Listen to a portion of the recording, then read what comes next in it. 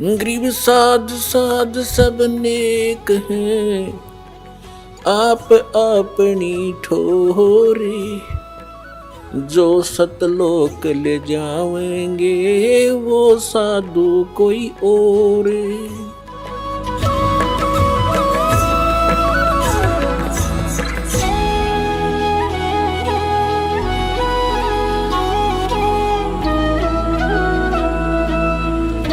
ಈಗ ತಾವು ನೋಡಿ, ಈಗ ಪರಮೇಶ್ವರರ ಮಹಿಮೆ ಎಲ್ಲಿ ಓದುವಿರಿ ಅಲ್ಲಿ ಕವಿ ಶಬ್ದ ಕೂಡ ಇವರು ಬರೆದಿದ್ದಾರೆ. ಆ ಕಬೀರದ ಅರ್ಥ ಕೂಡ ಕಬೀರ್ ದೇವ ಎಂದು ಬರೆಯಬೇಕಾಗುವುದು. ನಾವು ಅವರನ್ನು ಕಬೀರ್ ಸಾಹೇಬ ಎನ್ನತೊಡಗಿದೆವು. ಇವರು ಸಂಸ್ಕೃತದ ಜ್ಞಾತರು ಮತ್ತು ವ್ಯಾಕರಣ ಅರಿತವರು. ಒಂದು ವೇಳೆ ಇವರು ಹೇಳಿದರೆ ಇದರ ಅರ್ಥ ನಾವು ಅರ್ಥ ಮಾಡದೆ ಕವಿ ಎಂದು ಬರೆಯಬಹುದು.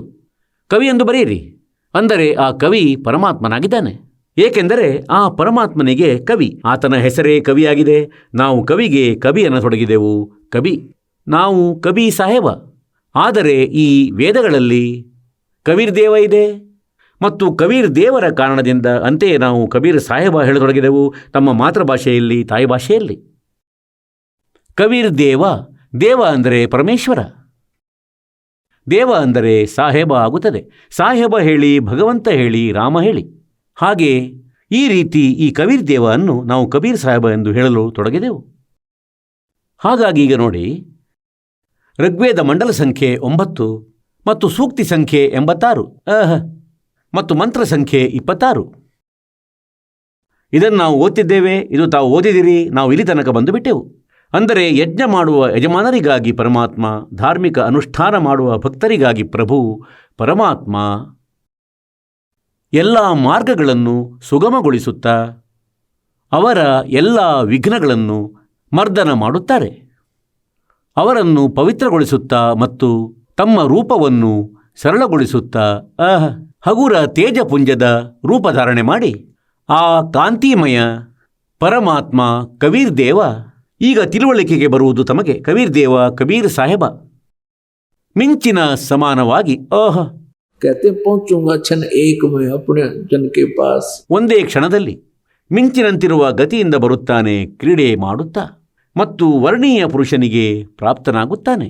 ವರ್ಣೀಯ ಅಂದರೆ ಶ್ರೇಷ್ಠ ದೃಢ ಭಕ್ತನಿಗೆ. ಮುಂದೆ ನೋಡಿ, ಈಗ 27ನೇ ಶ್ಲೋಕದಲ್ಲಿ ಋಗ್ವೇದ ಮಂಡಲ ಸಂಖ್ಯೆ 9 ಸೂಕ್ತಿ ಸಂಖ್ಯೆ 86ರ ಮಂತ್ರ 26 ಓದಿದ್ದಾಯಿತು.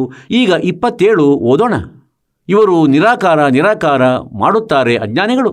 ಇದರಲ್ಲಿ ಬರೆದಿದೆ, ಆ ಪರಮಾತ್ಮ ದ್ಯೂಲೋಕದ 3ನೇ ಸ್ಥಾನದಲ್ಲಿ ಇರುತ್ತಾನೆ, ಕುಳಿತಿದ್ದಾನೆ, ವಿರಾಜಮಾನನಾಗಿದ್ದಾನೆ. ಅಂದರೆ ಒಂದು ಸ್ಥಾನೀಯನು ಮೇಲೆ ಸತ್ಯಲೋಕದಲ್ಲಿ ಕುಳಿತಿದ್ದಾನೆ, 3ನೇ ಲೋಕದಲ್ಲಿ.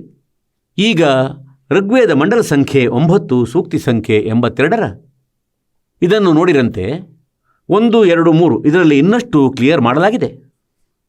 ಮತ್ತು ಈ 1ನೇ ಮಂತ್ರ ಇಲ್ಲಿದೆ. ಋಗ್ವೇದ ಮಂಡಲ ಸಂಖ್ಯೆ 9 ಸೂಕ್ತಿ 82ರ ಮಂತ್ರ 1. ಆ ಸರ್ವೋತ್ಪಾದಕ ಪ್ರಭು ಪ್ರಕಾಶ ಸ್ವರೂಪ ಇಲ್ಲಿ ಅರುಷಃ ಇದರ ಅರ್ಥವಾಗಿದೆ ತೇಜೋಮಯ ಶರೀರಯುಕ್ತ, ಸದ್ಗುಣಗಳ ವೃಷ್ಟಿ ಮಾಡುವಾತ, ಪಾಪಗಳ ನಾಶ ಮಾಡುವಾತ, ಪಾಪಗಳ ಹರಣ ಮಾಡುವವನು. ಅವನು ರಾಜೇವ್, ರಾಜನ ಸಮಾನ. ರಾಜೇವ್ ಇದು ನೋಡಿ 269ನೇ ಪುಟದಲ್ಲಿದೆ. ಇದು ರಾಜೇವ್ ಅಂದರೆ ರಾಜನ ಸಮಾನ. ಮತ್ತು ಮುಂದೆ ನೋಡಿ 270ರಲ್ಲಿ ಇದನ್ನು ಬರೆಯಲಾಗಿದೆ, ರಾಜನ ಸಮಾನ, ದರ್ಶನೀಯನು, ನೋಡಲು ಯೋಗ್ಯನು, ಸಾಕಾರನು. ನೋಡಲು ಯೋಗ್ಯನು, ಅವನು ಪೃಥ್ವಿ ಇತ್ಯಾದಿ ಲೋಕಾಂತರಗಳ 4 ಕಡೆಗಳಲ್ಲೂ ಶಬ್ದಾಯಮಾನನಾಗುತ್ತಿದ್ದಾನೆ. ಅವನು ವರ್ಣೀಯ ಪುರುಷನಿಗೆ, ವರ್ಣೀಯ ಪುರುಷ ಅಂದರೆ ಶ್ರೇಷ್ಠ ಭಕ್ತನಿಗೆ, ವ್ಯಕ್ತಿಗೆ, ಶ್ರೇಷ್ಠ ವ್ಯಕ್ತಿಗೆ ಯಾರು ದೃಢಭಕ್ತನಿದ್ದಾನೆ, ಶುದ್ಧಾತ್ಮನಿಗೆ ಯಾರು ದೃಢನಿದ್ದಾನೆ ಮತ್ತು ಯಾರದನ್ನೂ ಕೇಳುವುದಿಲ್ಲ, ಬೇಕಾದರೆ ಇಡೀ ಪ್ರಪಂಚವೇನಾದರೂ ಮಾಡಲಿ, ಅವನನ್ನು ಪವಿತ್ರಗೊಳಿಸುತ್ತಾ ಪ್ರಾಪ್ತ ಆಗುತ್ತಾನೆ. ಹೇಗೆ, ಯಾವ ರೀತಿ ಅಂದರೆ ವಿದ್ಯುತ್ ಅಂದರೆ ಆಕಾಶದ ಮಿಂಚು, ಸಿಡಿಲು ಆಕರ್ಷಣೀಯ ಸ್ಥಾನಗಳನ್ನು ಆಧಾರ ಮಾಡಿಕೊಂಡು ಪ್ರಾಪ್ತವಾಗುವಂತೆ. ಹೇಗೆಂದರೆ ಆಕಾಶದ ಮಿಂಚು ಬೀಳುತ್ತದೆ. ಮೊದಲು ಹಳೆಯ ಕಾಲದಲ್ಲಿ ಕಂಚಿನ ಧಾತುವಿನ ಬಟ್ಟಲು ತಟ್ಟೆ ಇರುತ್ತಿದ್ದವು. ಆಗ ಅವುಗಳನ್ನು ಜೋಪಾನವಾಗಿಡ್ತಿದ್ರು. ಮಳೆಗಾಲದಲ್ಲಿ ಮನೆಯೊಳಗೆ ಇಡ್ತಿದ್ರು, ಎಲ್ಲಾದರೂ ಗುಡುಗು ಮಿಂಚು ಹೊಡೆದಿರಲೆಂದು. ಏಕೆಂದರೆ ಮಿಂಚಿಗೆ ಅದರ ಮೇಲೆ ಅಟ್ರಾಕ್ಷನ್ ಉಂಟಾಗುತ್ತದೆ. ಇದೇ ರೀತಿಯಲ್ಲಿ ಶುದ್ಧಾತ್ಮಗಳು ದೃಢ ಭಕ್ತರಿರುತ್ತಾರೆ. ಅವರ ಮೇಲೆ ಪರಮಾತ್ಮನ ವಿಶೇಷ ಆಕರ್ಷಣೆ ಇರುತ್ತದೆ ಮತ್ತು ಅವರಿಗೆ ಆ ಮಿಂಚಿನಂತಹ ಸಿದ್ಧಾಂತದಂತೆ ಪ್ರಾಪ್ತರಾಗುತ್ತಾರೆ. ಮೊದಲ ಹಳೆಯ ಕಾಲದಲ್ಲಿ ಈ ಕಂಚಿನ ಧಾತುವಿನ ಬಟ್ಟಲು ತಟ್ಟೆಗಳಿರುತ್ತಿದ್ದವು. ಆಗ ಅವುಗಳನ್ನು ಅವಿತಿಸಿರುತ್ತಿದ್ದರು. ಮಳೆಯ ಕಾಲದಲ್ಲಿ ಮನೆಯೊಳಗೆ ಇಡುತ್ತಿದ್ದರು, ಎಲ್ಲಾದರೂ ಮಿಂಚು ಬೀಳಿದಿರಲೆಂದು. ಏಕೆಂದರೆ ಮಿಂಚಿಗೆ ಅದರ ಮೇಲೆ ಅಟ್ರಾಕ್ಷನ್ ಉಂಟಾಗುತ್ತದೆ. ಇದೇ ಪ್ರಕಾರ ಯಾರು ಒಳ್ಳೆಯ ಆತ್ಮ ದೃಢ ಭಕ್ತರು ಇರುತ್ತಾರೆ ಅವರ ಮೇಲೆ ಪರಮಾತ್ಮನ ವಿಶೇಷ ಆಕರ್ಷಣೆ ಇರುತ್ತದೆ ಮತ್ತವರಿಗೆ ಆ ಮಿಂಚಿನಂತಹ ಸಿದ್ಧಾಂತದಿಂದ ಪ್ರಾಪ್ತರಾಗುತ್ತಾರೆ. ತಾವುಗಳು ಕಣ್ಣಾರೆ ನೋಡುತ್ತಿರುವಿರಿ. ಆ ಪವಿತ್ರ ಗ್ರಂಥಗಳನ್ನು ಯಾವುದರ ನಾವು ಕೇವಲ ಹೆಸರುಗಳನ್ನು ಮಾತ್ರ ಕೇಳಿದ್ದೆವು. ದಾಸನು ಹೇಳುತ್ತಿದ್ದ ಏನೆಂದರೆ, ಇಸವಿ 1988 ತನಕ ಮತ್ತು ಇಸವಿ 2001 ತನಕ ದಾಸನಿಗೆ ವೇದಗಳ ಬಗ್ಗೆ ಏನೂ ಗೊತ್ತಿರಲಿಲ್ಲ. ಅಂದರೆ ಅವು ಹೇಗಿರುತ್ತವೆ, ವೇದಗಳ ಬಗ್ಗೆ ಕೇಳಿದ್ದೆವು.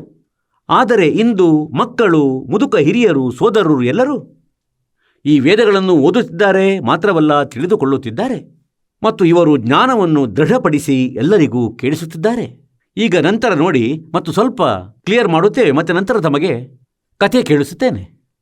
ಈಗ ಋಗ್ವೇದ ಮಂಡಲ ಸಂಖ್ಯೆ 9 ಸೂಕ್ತಿ 82 ತಾವು ಓದುತ್ತಿದ್ದೀರಿ. ತಾವು ಪ್ರಥಮ ಮಂತ್ರ ಓದಿದ್ದೀರಿ. ಈಗ ಎರಡನೆಯದು ಓದೋಣ ಇಲ್ಲಿ. ಹೇ ಪರಮಾತ್ಮನ್, ಉಪದೇಶ ಮಾಡುವ ಇಚ್ಛೆಯಿಂದ ತಾವು, ಅಂದರೆ ಜ್ಞಾನ ನೀಡಲಿಕ್ಕಾಗಿ ಉಪದೇಶ ಮಾಡುವ ಇಚ್ಛೆಯಿಂದ ತಾವು ಮಹಾಪುರುಷರಿಗೆ ಪ್ರಾಪ್ತರಾಗುವಿರಿ. ತಾವು ಅತ್ಯಂತ ಗತಿಶೀಲ ಪದಾರ್ಥ ಸಮಾನ, ಅಂದರೆ ಮಿಂಚಿನಂತೆ ಹೊರಟು ನಮ್ಮ ಆಧ್ಯಾತ್ಮಿಕ ಯಜ್ಞಕ್ಕೆ ಪ್ರಾಪ್ತ ಆಗುವಿರಿ. ತಾವು ಕಬೀರ್ ದೇವರು. ಇದನ್ನು ಇವರು ಸರ್ವಜ್ಞದ ಅರ್ಥ ತಪ್ಪು ಮಾಡಿದ್ದಾರೆ. ಒಂದೊಮ್ಮೆ ಯಜುರ್ವೇದದ ಅರ್ಥ ಮಾಡಿದರೆ ಅದನ್ನು ಹೇಗೆ ಅರಿಯುವಿರಿ? ಅಂದರೆ ಇದೊಂದು ಯಾವುದೋ ಪುಸ್ತಕವಾಗಿದೆ, ಅಮೂಲ್ಯವಾದಂಥದ್ದು. ಹಾಗಾಗಿ ಇವರು ಕಬೀರ್ ದೇವರಾಗಿದ್ದಾರೆ, ತಾವು ಕಬೀರ್ ದೇವರಾಗಿದ್ದೀರಿ. ಶುದ್ಧ ಸ್ವರೂಪರು.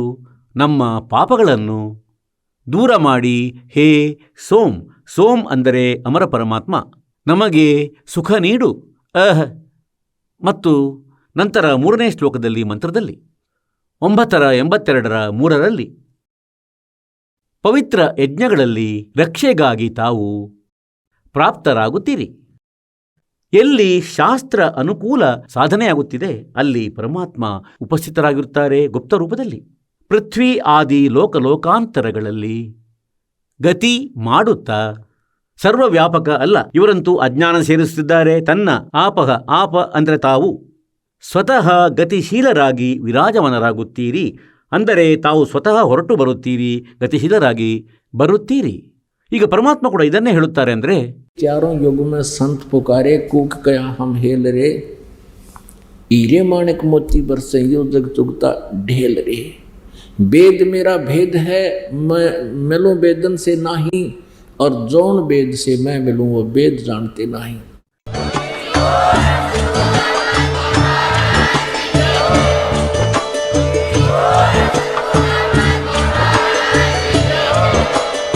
ನೀವು ಕೇಳಿದ್ದೀರಿ ಜಗದ್ಗುರು ತತ್ವದರ್ಶಿ ಸಂತ ರಾಮ್ಪಾಲ್ ಮಹಾರಾಜರ ಮಂಗಳ ಪ್ರವಚನ. ಹೆಚ್ಚಿನ ಮಾಹಿತಿಗಾಗಿ ವಿಸಿಟ್ ಮಾಡಿ ನಮ್ಮ ವೆಬ್ಸೈಟ್ www.jagadguru-rampalji.org. ಸಂತ ರಾಮ್ಪಾಲ್ ಮಹಾರಾಜರ ಶುಭ ಆಶೀರ್ವಾದದಿಂದ ಇಡೀ ವಿಶ್ವದಲ್ಲಿ 500ಕ್ಕೂ ಹೆಚ್ಚು ನಾಮದೀಕ್ಷಾ ಕೇಂದ್ರಗಳಿವೆ. ಇದರಲ್ಲಿ ಸಂತ ರಾಮ್ಪಾಲ್ ಮಹಾರಾಜರಿಂದ ನಿಶುಲ್ಕವಾಗಿ ಆನ್ಲೈನ್ ನಾಮದೀಕ್ಷೆ ಕೊಡಲಾಗುತ್ತಿದೆ. ತಮ್ಮ ಹತ್ತಿರದ ನಾಮದೀಕ್ಷಾ ಕೇಂದ್ರದ ಮಾಹಿತಿಗಾಗಿ ಸಂಪರ್ಕಿಸಿ 888 444 7302